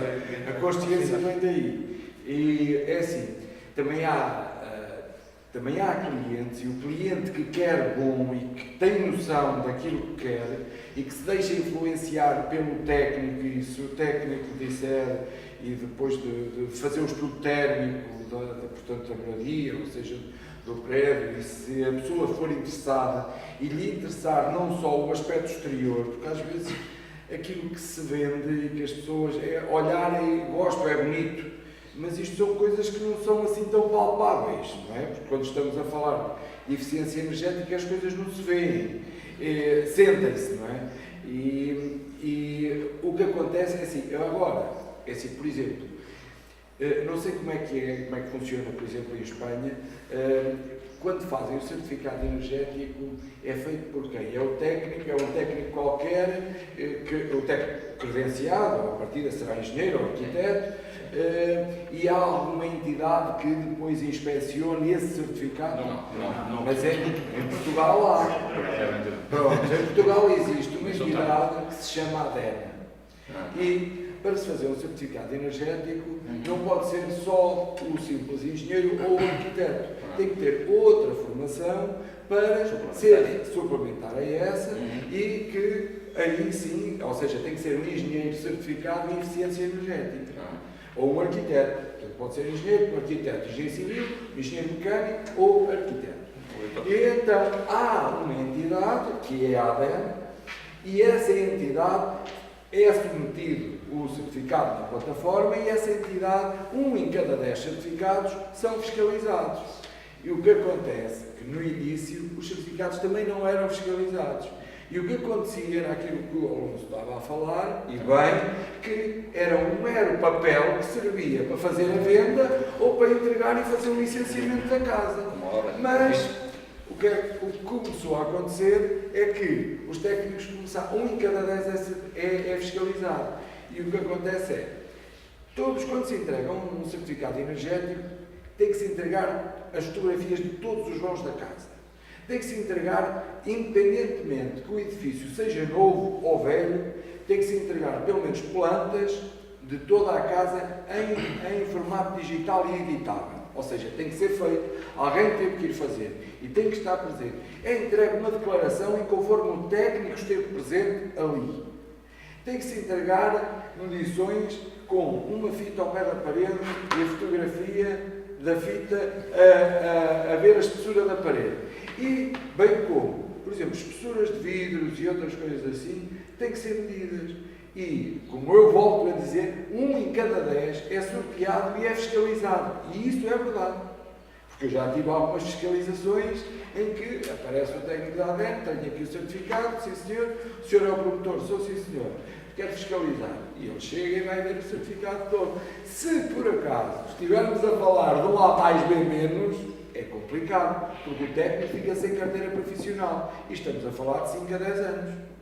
Portanto, as coisas têm que ser levadas mais a sério. Não é a mesma coisa do que passar um termo responsabilizado a dizer que a obra está concluída de acordo com o projeto e uma janela está 15 centímetros mais larga. As coisas aqui, há uma entidade só a fiscalizar a parte de eficiência energética.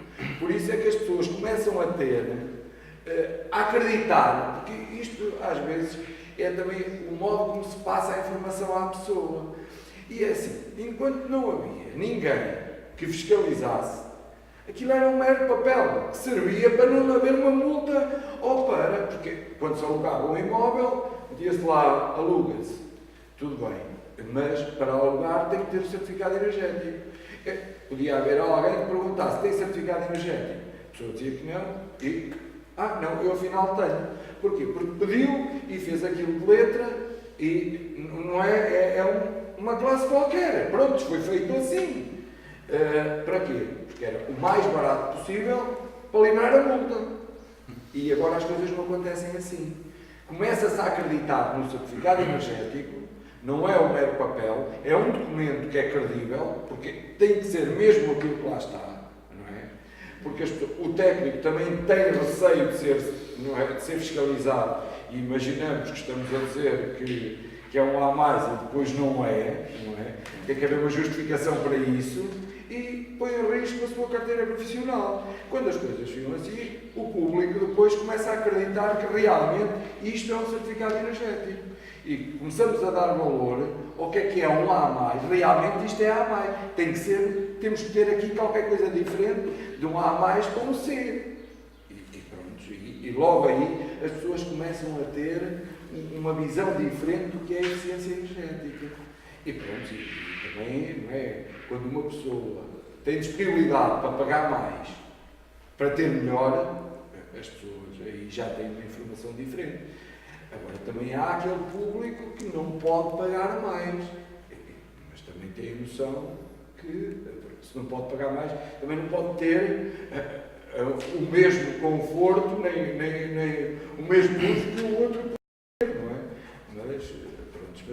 Mas essencialmente, a pessoa que vem de fora, nomeadamente os alemães, os belgas, os holandeses, tem uma formação diferente a nível de eficiência energética. Há 20 anos já se usava o sistema ETIC na Suíça. E estamos a falar há 20 anos. E para nós, não é bem já uma novidade, mas é um produto novo. uma solução diferente, já é pronto. Mas eu estou a dizer, há 20 anos isto já acontecia. E, portanto, conforme na Suíça, na Alemanha também se usava, e são coisas que estão já incutidas. Eu acho que já faz parte da formação da pessoa e que está-nos a chegar um bocado nós agora. Eu também acredito que nós também iremos evoluir isto e se falarmos daqui a 10 anos, se calhar também já vamos ter um pensamento diferente, acho que a nível geral, até mesmo das pessoas, porque eu acho que isto, não sei, mas se calhar até fazia sentido. Tal e qual como se ensina aos meninos a dividir o lixo e a fazer a reciclagem, se calhar também podíamos ensinar e começar a educar a este nível. Acho que, porque as coisas, quando vêm de uma idade mais pequena, ficam muito mais incutidas do que propriamente apanharmos já com 40, 50 anos, não é? E tentarem-nos vender uma coisa que nós não temos bem conhecimento disso. Porque se nós viermos a apanhar conhecimento desde o pequeno, até acho que ficamos com uma formação diferente.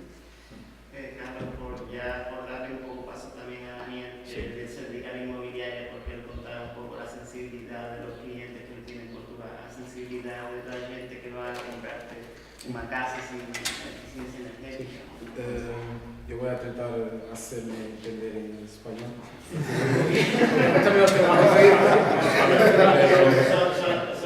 Una puntualización, él decía que no sé si lo habéis entendido bien, que en Portugal se educa muy bien a los niños desde el principio, el nicho a separar la basura para reciclar, y por eso es lo que hablaba de Pero aquí lo que tengo reparado por mi experiencia es que en Portugal, como Ricardo ha dicho, como vosotros ha dicho, no existe una información tan precisa acerca de la certificación energética. Es un facto que los clientes que vienen fuera del país, obviamente de Alemania, Suiza, ven con una preocupación acrecida acerca de la certificación energética, probablemente por causa del clima, que es sensacional, pero los portugueses no son tan preocupados con la certificación energética. Por ejemplo, si tienen una casa que tiene una clasificación de A+, que está a venda por 200.000 euros, y si tienen otra opción con las mismas características a nivel de dormitorios, de cocina, que tienen una clasificación de C, el precio es 50.000 euros o menos, va a preferir la casa de 150.000 euros porque no tiene la formación adecuada para pensar, pero si voy a comprar esta casa por 150.000 euros, con la clasificación de C, voy a gastar más en energía,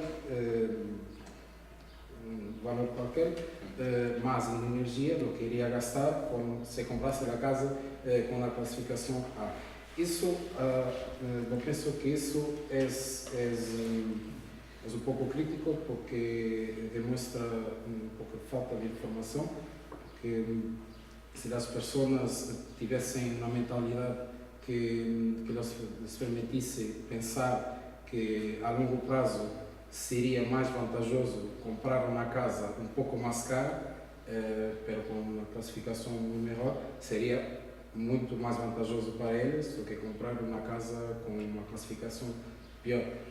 Essencialmente é um pouco isso, porque noto que as pessoas, na maioria das pessoas nem sequer perguntam quando visitam uma casa qual é a classificação. Nem sequer se preocupam qual é a classificação. Na maior parte das vezes só descobrem quando vamos fazer a escritura. Isso é um pouco... está um pouco mal, porque a pessoa deveria ter, como ha dito, essa preocupação inicial de que quanto vou gastar nesta casa, em energia, comparando com as outras. Essencialmente é um pouco essa a minha perspectiva acerca da opinião dos clientes sobre a classificação energética, que simplesmente não dão o devido valor que na realidade TI representa tanto para las cuentas de las personas como para el ambiente, como para todo lo que envolve una clasificación energética esencial. De todas formas, yo también me pondría en el caso de que eres un usuario, ¿no? Que es lo que ve el usuario hacia el sector de la construcción, ¿no? Porque yo creo que debemos ser todos conscientes de que somos el sector que tiene peor fama probablemente de todos los sectores, ¿no? Arquitectos técnicos, constructores, ingenieros, todo el que está dentro tiene mala fama y es sospechoso de algo. Entonces, cuando alguien va a comprar una vivienda, pues yo seguramente, si fuera un usuario, yo no me creería la certificación energética. Soy técnico y no me la creo. Entonces, claro, también hay que ponerse al otro lado, ¿no? Yo creo que lo que le falta al sector de la construcción es ese plus de especialización y de aumento de la calidad de todos sus componentes, ¿no? Claro, por eso, bueno, nosotros, claro, apostamos por un estándar concreto porque te respalda, ¿no? La gente que viene pidiendo pasivos, por ejemplo, aquí no viene pidiendo ahorro, aquí viene pidiendo, por un lado, lo que hemos dicho, confort, y por otro lado, que saben que la obra se cuida más, que se sabe que se planifica más, que se calcula más, que está todo más controlado. Porque la realidad es la que es. La realidad es que estamos hablando de código técnico, de la norma española, y no se cumple, ¿no? O sea, con código técnico no puede haber puentes térmicos. Y a veces te cumple. Y hay una barbaridad de la realidad. Exactamente, ¿no? Ni siquiera en papel, los puentes térmicos ni siquiera en papel. Pero entonces, claro, hay que ponerse al otro lado, ¿no? Y yo lo veo, por estar especializado en algo muy concreto, ¿no? que la gente que viene no viene por el ahorro, pues no viene por el casi nulo, ¿no? Por el consumo casi nulo, viene por todo lo demás. Y yo creo que es lo que le falta al sector, ¿no?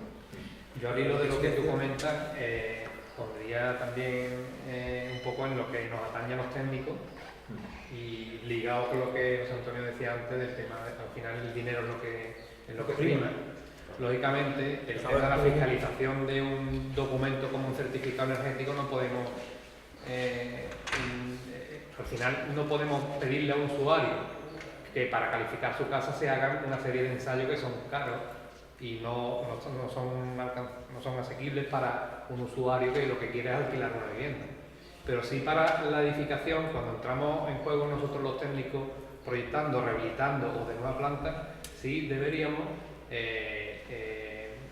mirarnos qué hacemos, ¿no? Porque en el control de calidad de la obra, pues todos estamos acostumbrados a determinados controles del hormigón, etcétera, etcétera, pero ahora que está encima de la mesa el tema, y al hilo de lo que tú comentabas de las demandas futuras de usuarios, oye, ¿por qué no ensayamos las obras? Porque al final nos creemos que viene un señor con una ventana de una fábrica, con un certificado, una etiqueta con un color verde, y la ponemos en nuestra obra, y el que la pone como sabe o como lo han contado. Y la hermética alrededor, ¿qué más? Y luego ensayamos, si nosotros no ensayamos, decimos, tiene usted una casa, una clasificación tal, estanca, tal, pero luego la realidad, cuando hacemos los ensayos, y nosotros estamos haciendo ensayos, y estamos haciendo quitar ventanas que están mal puestas, porque hay veces que el ensayo ha empeorado la situación inicial, poniendo una ventana que es 5 veces más estanca que la anterior, y el problema radica en la ejecución, ligándolo con los precios que tenemos luego en la calle, en la ejecución.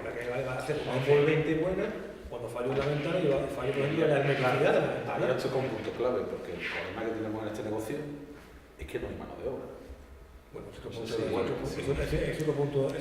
Que quizás tendríamos que empezar a pensar en la formación de toda la gente que tiene que seguir toda esta dirección. Nuestra formación profesional viene de siempre. Pero desde abajo. Pero yo creo que España, igual que Portugal, que somos íberos al final, yo creo que nuestra formación de forma de construir viene de siempre. O sea, viene de nuestros ancestros. Y construimos mal, y seguiremos construyendo mal, porque no tenemos una formación. Os voy a contar una anécdota real de estos días. Tenemos una obra que estamos haciendo ensayo con los verdos, estamos poniendo ventanas con mayor tranquilidad, hemos dispuesto bandas de tranquilidad, sistema novedoso de espuma expansible para sellar el hueco, bandas de tranquilidad que van adheridas al paramento para garantizar que esa puesta en obra acompaña la calidad de esa ventana que estamos pagando, que viene ensayada de taller, aun sin la persiana, pero bueno, por lo menos ya se le supone estándar.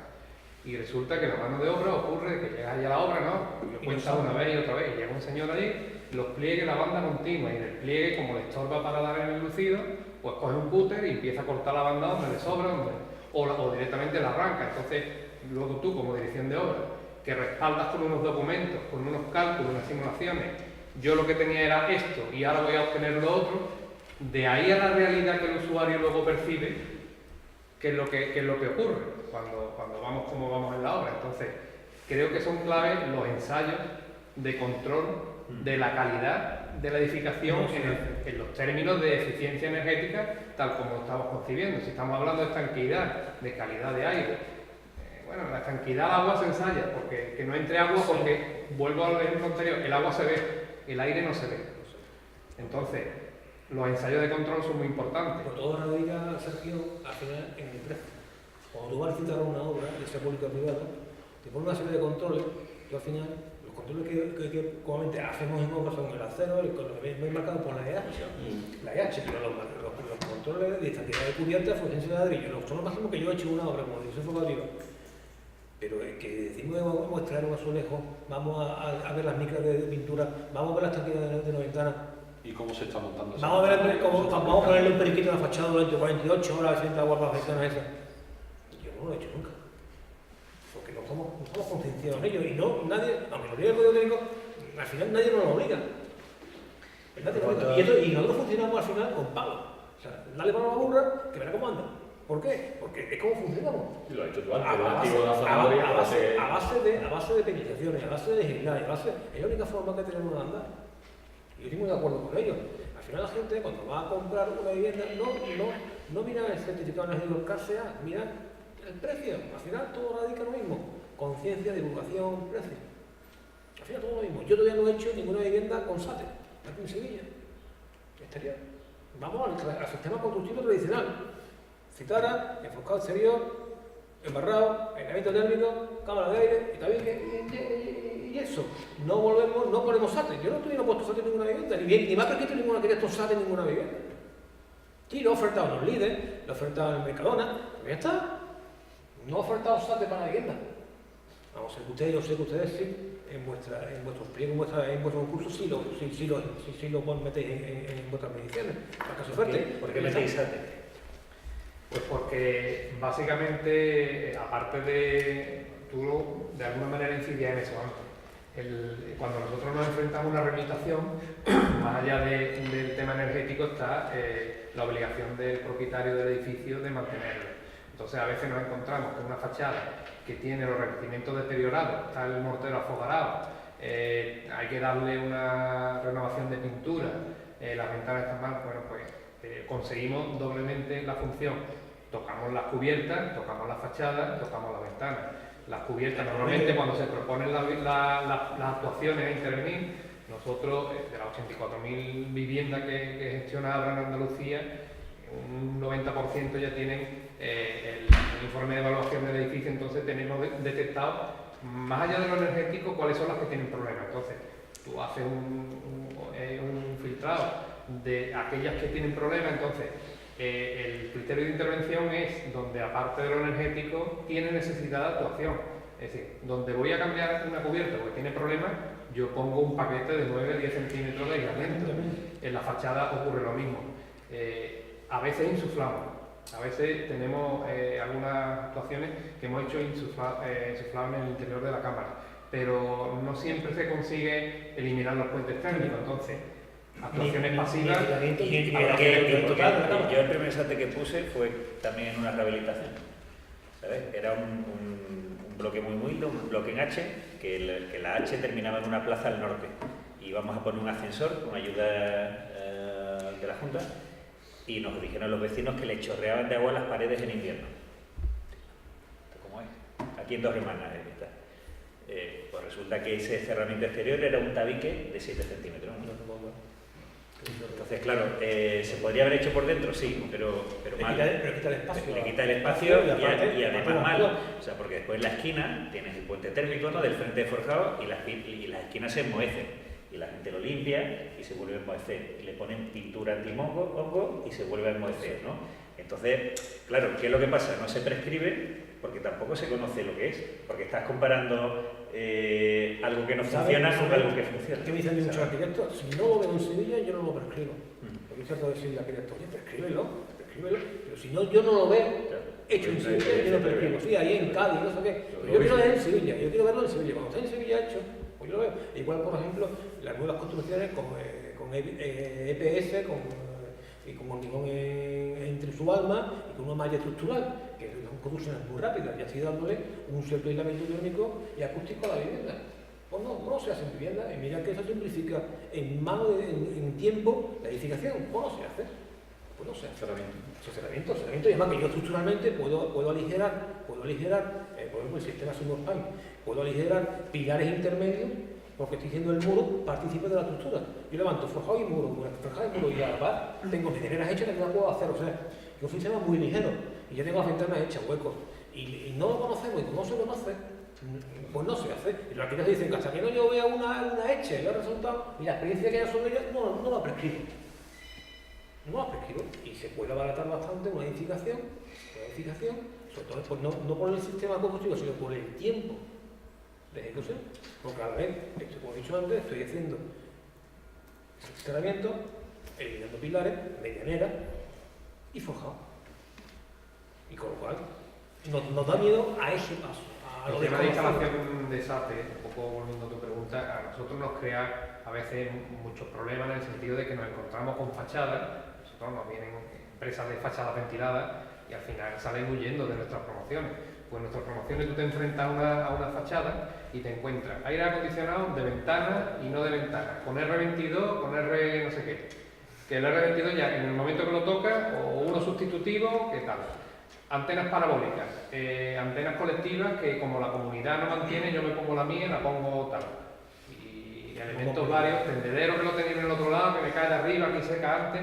Entonces nos encontramos una fachada, entonces la oportunidad de intervención también de la estética del edificio y buscando aquello de que lo limpio tiende a mantenerse limpio, si tú insuflas, es verdad que tú has introducido alguna mejora, dejando de lado los puentes térmicos, pero el SATE es una oportunidad de renovar el edificio, cambia el aspecto, tiene la oportunidad de reordenar ese tipo de, normalmente recuperamos la instalación comunitaria de la antena, parabólica y de televisión, nos acarrea problemas, pero luego también tiene otras ventajas de intervención.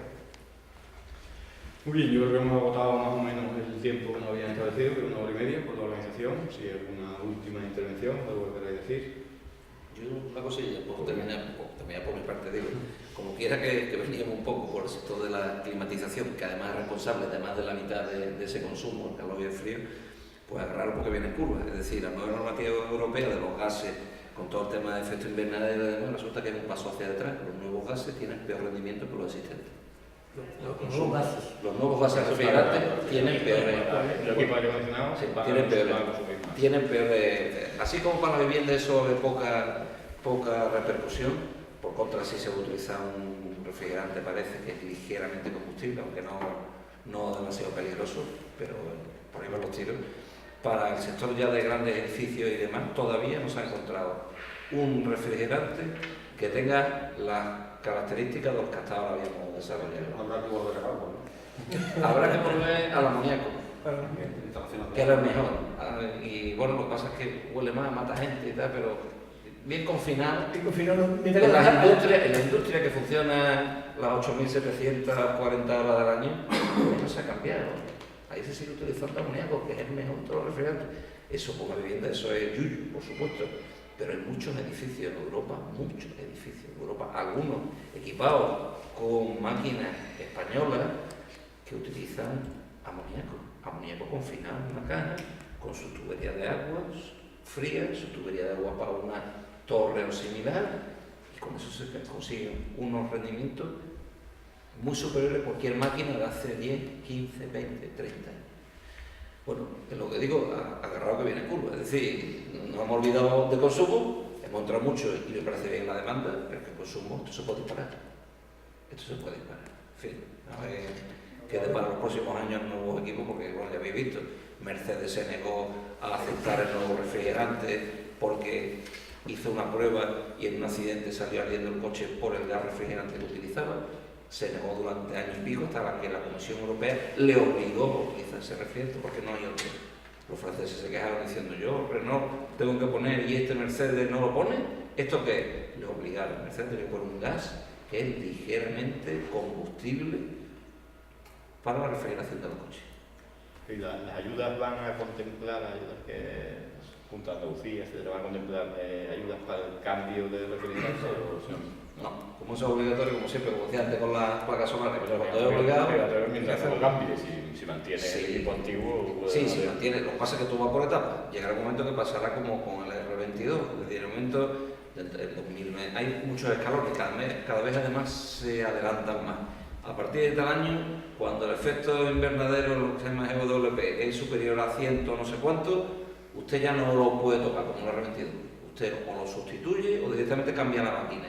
Y tendrá que poner uno de los nuevos, a ver si encontramos uno que sea por lo menos igual que el anterior. Difícil. Entonces, eso nos ha cambiado, es increíble. Yo llevo impartiendo clases un montón de años y tengo que cambiar de curso cada 2 por 3. Otra vez refrigerante, otra vez tengo que aprender, otra vez una menos. Bueno, pues sí, eso no va a tener fin. Y nos jubilaremos y seguirá evolucionando, a no ser que efectivamente vamos a volver con el agua para esto, vamos a utilizar la muñeca, sabemos que es mejor para otras cositas, pim, pam, pum, pero para eso también hay que educar a los técnicos, a todos, a las administraciones, a los que diseñan, que nos da mucho miedo al cambio. Tú dices amoníaco y enseguida dices, ostras, eso mata gente, no, mentira, pero para eso hay que tener un poquito, pero a un arquitecto, con todo mi respeto a los que estáis y demás, cuando tú le dices, no, mira, aquí este edificio vamos a poner un sistema con absorción que funciona con amoníaco y agua, eso aquí no, y vamos a poner una torre de refrigeración. La torre de refrigeración, eso, aquí se sustituyeron, en el Hospital de Rocío hace 20 años se sustituyeron máquinas magníficas y torres, y se pusieron unas de aire, bueno, ahí están, y el hospital pasó a gastar un 80% más.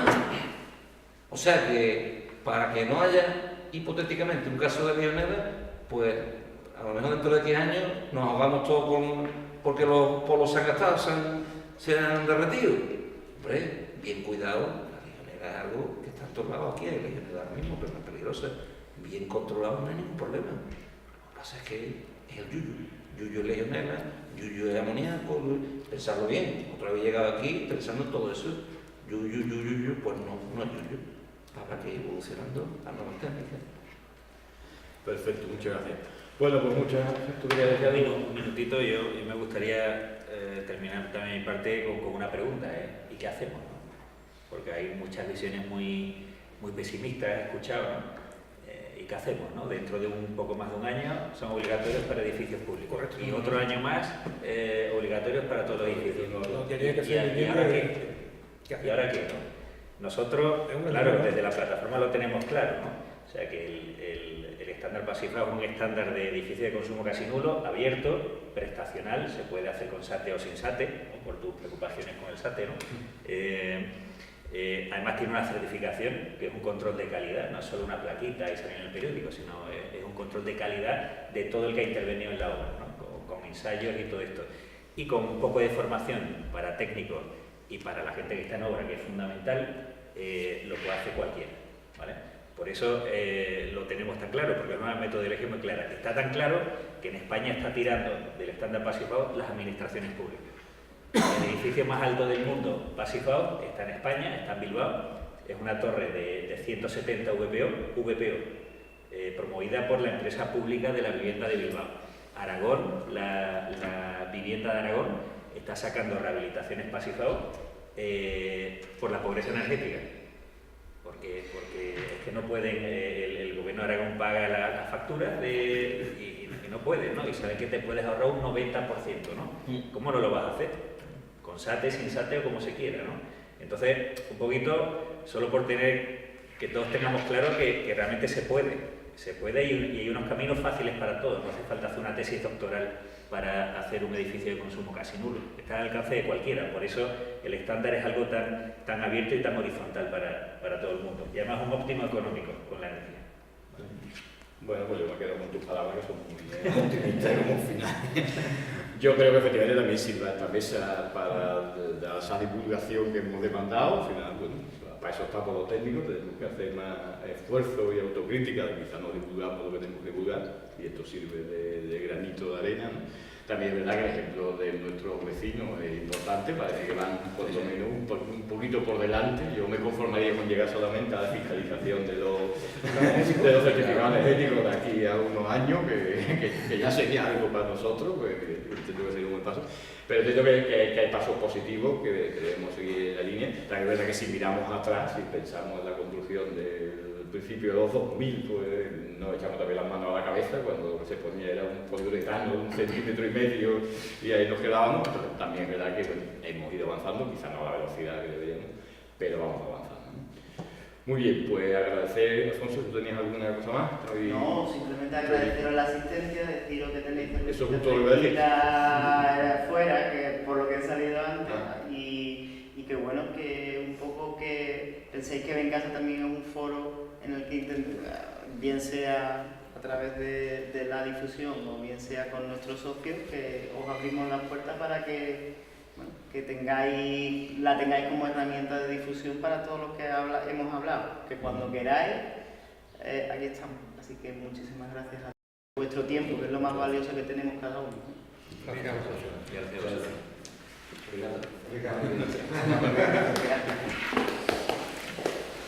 Pues ahora pasamos y tomamos aquí una cerveza.